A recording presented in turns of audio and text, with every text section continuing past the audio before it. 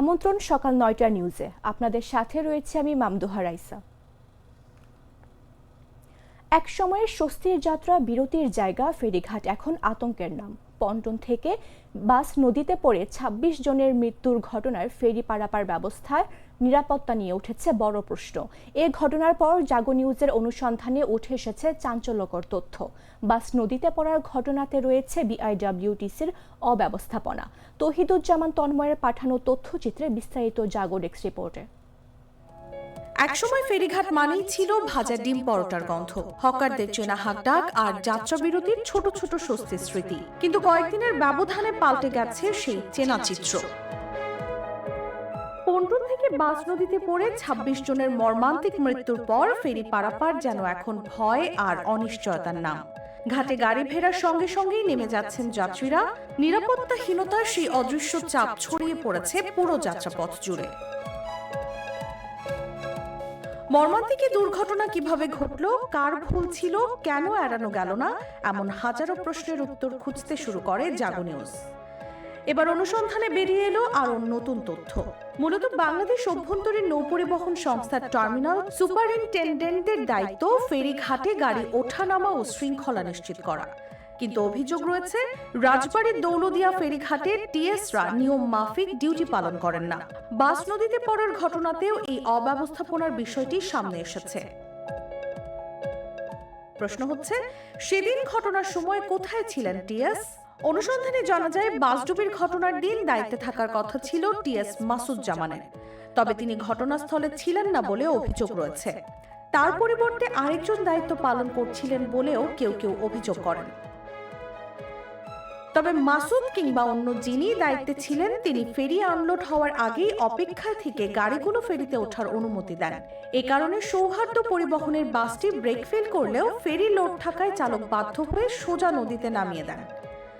ফেরি unload থাকলে হয়তো চালক ডানে ঘুরিয়ে সরাসরি ফেরিতে উঠতে পারতেন। ফেরিতে উঠলে সেদিন বাসটিতে থাকা যাত্রীরা হয়তো প্রাণে বেঁচে যেতেন। সেদিনের ঘটনার সময় দায়িত্বে থাকা টিএস মাসুজ্জামান এখন কোথায়? তার খোঁজে টিম জাগো নিউজ। মাসুদের সাক্ষাৎ পেতে দৌলদিয়া বিআইডব্লিউটিসির কার্যালয়ে গেলে সেখানে দেখা মেলে আরেক টিএস জাহাঙ্গীরের সঙ্গে। ঘাট সিন্ডিকেটের একজন হিসেবে পরিচিত এই জাহাঙ্গীর সাংবাদিক পরিচয় পেয়ে কিছু টাকা হাতে গুঁজে দেওয়ার চেষ্টা করেন। এক পর্যায়ে অনেকটা বাধ্য হয়ে জাগো নিউজের সাংবাদিককে বিআইডব্লিউটিসি কার্যালয়ে প্রবেশে অনুমতি দেন টিএস জাহাঙ্গীর। সেখানে কথা হয় মাসুদের সঙ্গে। মাসুদ জানান সংযোগ সড়কের দোকানের পাশে ছিলেন তিনি। বাস পড়ে যাওয়ার পর ফোন করে তিনি ঊর্ধ্বতন কর্তৃপক্ষকে জানান। এ বিষয়ে জানতে চাইলে বিআইডব্লিউটিসির দৌলদিয়া ঘাটের সহ মহাব্যবস্থাপক মোহাম্মদ সালাউদ্দিন জানান, মাসুদের জবানবন্দি নিয়েছে তদন্ত কমিটি। সেদিন কে ছিলেন আর কে ছিলেন না পয়েন্ট টু পয়েন্ট ধরে তদন্ত হচ্ছে। নিউজ ডেস্ক, জাগো নিউজ। আন্তর্জাতিক শ্রম সংস্থার ৩৫৬তম গভর্নিং বডি অধিবেশনে বাংলাদেশ বিষয়ক আলোচনায় অংশগ্রহণকারী ৪৭টি দেশ বাংলাদেশের বর্তমান গণতান্ত্রিকভাবে নির্বাচিত সরকারকে অভিনন্দন জানিয়েছে এবং পূর্ণ সমর্থন জানিয়েছে। দেশের জনগণের ম্যান্ডেট অনুযায়ী প্রধানমন্ত্রী তারেক রহমানের নেতৃত্বাধীন সরকারের প্রতি দেশগুলো অকুণ্ঠ সমর্থন জানিয়ে পারস্পরিক সহযোগিতার ভিত্তিতে কাজ করার অঙ্গীকারও প্রকাশ করেছে। সোমবার এ তথ্য জানিয়েছে শ্রম ও কর্মসংস্থান মন্ত্রণালয়ে জানায়, ২০১৯ সালের জুনে আওয়ামী লীগ শাসনামলে আইএলও কনভেনশন ৮১, ৮৭ ও ৯৮ প্রতিপালনের ব্যর্থতার অভিযোগে আন্তর্জাতিক ট্রেড ইউনিয়ন কনফেডারেশনের ৫ জন শ্রমিক প্রতিনিধি সংস্থাটির সংবিধানের ২৬ অনুচ্ছেদ অনুযায়ী মামলা দায়ের করেছিলেন। এ মামলার পরিপ্রেক্ষিতে তৎকালীন সরকার ২০২১ সালে ৫ বছর মেয়াদী শ্রমখাত সংস্কার সংক্রান্ত একটি রোডম্যাপ প্রণয়ন করে আইএলওর গভর্নিং বডিতে দাখিল করা এই রোডম্যাপে অর্জিত অগ্রগতির বিষয়ে গত ৫ বছরে গভর্নিং বডির ৮টি অধিবেশনে আলোচনা অনুষ্ঠিত হয়েছে। সোমবার এ বিষয়ে অনুষ্ঠিত আলোচনায় বর্তমান সরকার নবম অগ্রগতি প্রতিবেদন পেশ করে। এদিন মামলাটির আলোচনায় অংশ নিয়ে সব দেশের প্রতিনিধিরা বর্তমান সরকারের সমর্থনে বক্তব্য দেন।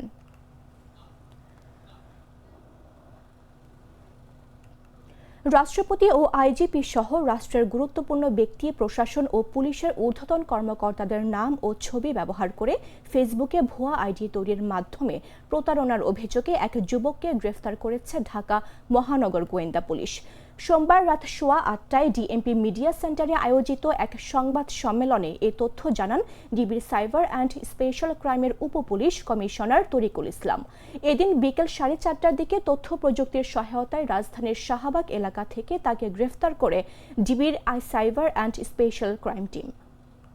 একটি সংঘবদ্ধ প্রতারক চক্র সামাজিক যোগাযোগ মাধ্যম বিশেষ করে ফেসবুকে রাষ্ট্রের গুরুত্বপূর্ণ ব্যক্তি, প্রশাসন ও পুলিশের ঊর্ধ্বতন কর্মকর্তাদের নাম ও ছবি ব্যবহার করে ভুয়া আইডি তৈরি করে সাধারণ জনগণের সাথে প্রতারণা করে আসছে। এই তথ্যের ভিত্তিতে ডিবি কর্তৃক সোশ্যাল মিডিয়া মনিটরিং কার্যক্রম নিয়মিতভাবে পরিচালনা করা হয়। এরই ধারাবাহিকতায় অদ্য 30/3/2026 খ্রিস্টাব্দ আনুমানিক 16:30 ঘটিকায় শাহবাগ থানাধীন বাংলাদেশ মেডিকেল বিশ্ববিদ্যালয় হাসপাতালের ক্যান্সার ভবনের সামনে পাকা রাস্তার উপর গোপন সংবাদের ভিত্তিতে অভিযান পরিচালনা করে মোহাম্মদ রিপন নামে একজনকে গ্রেপ্তার করা হয়। গ্রেপ্তারকৃত আসামি মোহাম্মদ রিপন অজ্ঞাতনামা অন্যান্য সহযোগীদের সহায়তায় দীর্ঘদিন ধরে এ ধরনের প্রতারণামূলক কার্যক্রম পরিচালনা করে আসছিল। তার নিকট হতে জব্দকৃত স্মার্টফোন বিশ্লেষণে ডাক্তার আয়েশা খাতুন নামীয় একটি ভুয়া ফেসবুক আইডি লগইন অবস্থায় পাওয়া যায়, যার মাধ্যমে রাষ্ট্রের গুরুত্বপূর্ণ ব্যক্তি, প্রশাসন ও পুলিশের ঊর্ধ্বতন ব্যক্তিবর্গের ছবি ব্যবহার করে বিভ্রান্তিকর পোস্ট প্রদান করা হয়েছিল।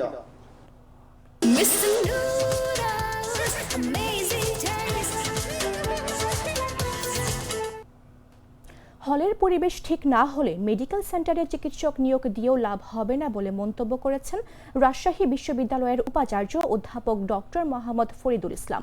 বলেন, শিক্ষার্থীদের স্বাস্থ্য সচেতনতা বৃদ্ধির জন্য গোড়া থেকেই কাজ করতে চান।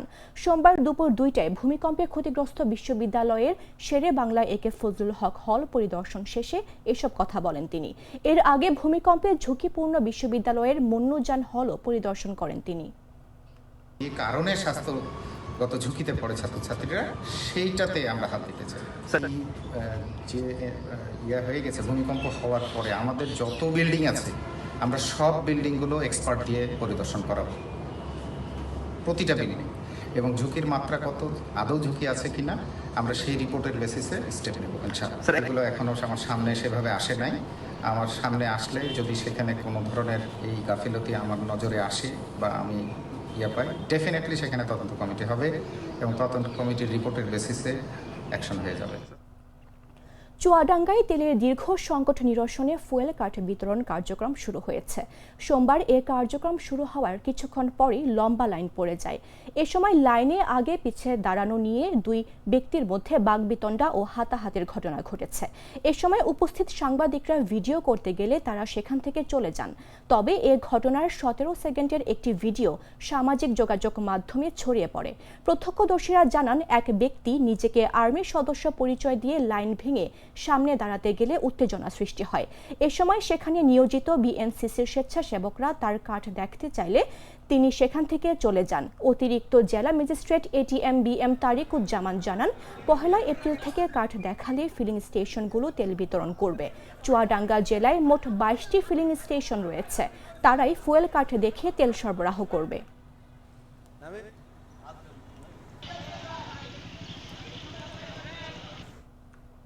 চট্টগ্রামের সীতাকুণ্ডের একটি ডিপোতে অভিযান চালিয়ে অবৈধভাবে মজুত করা 25,000 লিটার ডিজেল উদ্ধার করেছে জেলা প্রশাসন। সোমবার সন্ধ্যা 6:30টার দিকে উপজেলা সলিমপুর সিডিএ আবাসিক গেট সংলগ্ন এলাকায় একটি তেলের ডিপোতে যৌথভাবে এ অভিযান পরিচালনা করে জেলা প্রশাসন ও বাংলাদেশ পেট্রোলিয়াম কর্পোরেশন। সংশ্লিষ্ট সূত্রে জানা গেছে, দীর্ঘদিন ধরে একটি প্রভাবশালী চক্র এই ডিপোকে কেন্দ্র করে অবৈধভাবে জ্বালানি তেল মজুত ও সরবরাহ করে আসছিল। অভিযোগ রয়েছে বিভিন্ন শিল্প কারখানা ও পরিবহন খাতে এসব তেল সরবরাহ করা হতো, যা সরকারের রাজস্ব ফাঁকির পাশাপাশি বড় ধরনের নিরাপত্তা ঝুঁকিও তৈরি করছিল। স্থানীয়দের দাবি, দিনের বেলায় ডিপোটির কার্যক্রম সীমিত থাকলেও রাতের আধারে তেল আনা নেওয়া বেশি হতো। বিষয়টি একাধিকবার সংশ্লিষ্টদের জানানো হলেও এতদিন কার্যকর ব্যবস্থা নেওয়া হয়নি। অভিযানে অংশ নেওয়া সীতাকুণ্ড মডেল থানার ভারপ্রাপ্ত কর্মকর্তা মইনুল ইসলাম জানান, উদ্ধার করা তেলের পরিমাণ আনুমানিক 25,000 লিটার। অবৈধ মজুদ ও ব্যবসার সঙ্গে জড়িতদের চিহ্নিত করে আইনানুগ ব্যবস্থা নেওয়ার প্রক্রিয়া চলছে। আজকে যখন আমরা কনফার্ম হতে পেরেছি যে না এখানে এভাবে রাখা আছে, তখন আজকে এখানে 25,000 লিটার আমাদের ডিজেল এখানে আমরা তাদেরকে মজুদরত অবস্থায় অবৈধভাবে মজুদ করেছে, তাদেরকে আমরা ধরেছি এবং তাদের বিরুদ্ধে নিয়মিত মামলা আমরা দায়ের করব। চট্টগ্রামে আমরা এ পর্যন্ত 31,000 লিটার আমরা ডিজেল জব্দ করেছি, আর এ পর্যন্ত 98টি মামলা হয়েছে। বিভিন্ন সময় তারা তেলের অবৈধভাবে মজুদ করার কারণে, তেলের দাম বৃদ্ধি করার কারণে এবং তার স্টক থাকার পরেও না বিক্রি করার কারণে, এই অপরাধগুলোর কারণে কিন্তু তাদের বিরুদ্ধে প্রায় 4,30,000 টাকার মতো তাদের জরিমানা হয়েছে এবং 98টি মামলা হয়েছে। আমাদের এই মামলার কার্যক্রমগুলো চলমান থাকবে।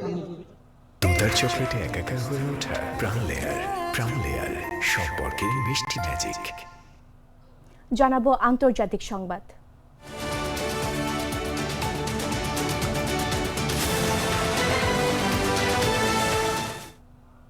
পারমাণবিক অস্ত্র বিস্তার প্রতিরোধ চুক্তি থেকে বেরিয়ে আসার পরিকল্পনা করছে যুদ্ধরত ইরান। পারমাণবিক চুক্তি থেকে বেরিয়ে আসার বিষয়টি ইরানের পার্লামেন্টে বিবেচনা করা হচ্ছে। সোমবার ইরানের পররাষ্ট্র মন্ত্রণালয়ের মুখপাত্র ইসমাইল বাগাই এ তথ্য জানিয়েছে বলে সংবাদ প্রকাশ করেছে রাশিয়ার বার্তা সংস্থা তাস।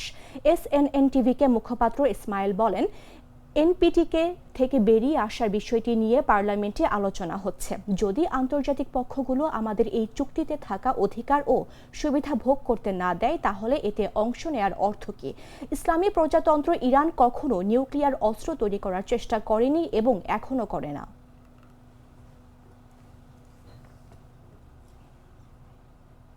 সংবাদ শেষ করব খেলার খবর জানিয়ে।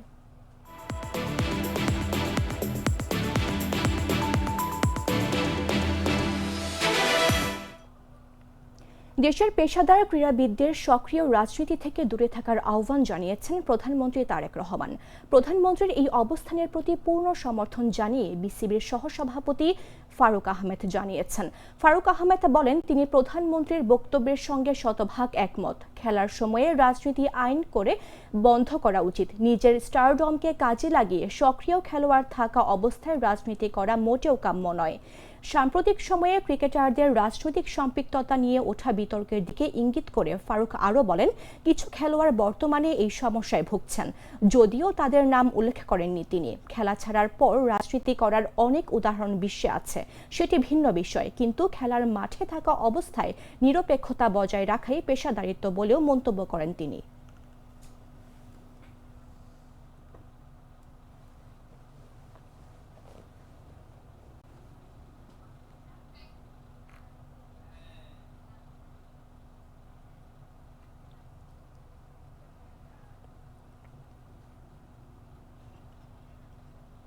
দর্শক, এই ছিল এখনকার মতো। প্রতি মুহূর্তে সর্বশেষ খবর জানতে ভিজিট করুন jagonews24.com। ফলো করুন আমাদের ভেরিফাইড ফেসবুক পেজ এবং সাবস্ক্রাইব করুন জাগো নিউজের ইউটিউব চ্যানেল। ধন্যবাদ সবাইকে।